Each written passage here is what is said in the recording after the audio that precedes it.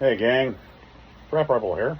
Not exactly the video I wanted to post today, but you know how we always get told as preppers, practice, practice, practice, and practice those skills. Well, today or yesterday, my freezer went kaput.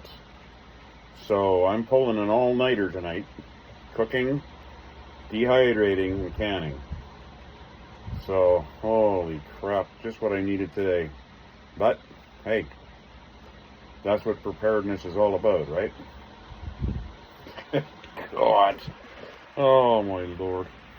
So, after hauling all the stuff out of my freezer, and about a third of it needs to be either cooked, or canned, or dehydrated, I'm going to be a busy boy. The last time I pulled an all-nighter, I wasn't cooking and canning. I'll guarantee you that. But holy cow. So, now you know what I'm doing tonight. And today, right now, it's about, 5 to 6. 5 after 6, something like that. No cocktails tonight. Just straight cooking, canning, dehydrating. Oh my word.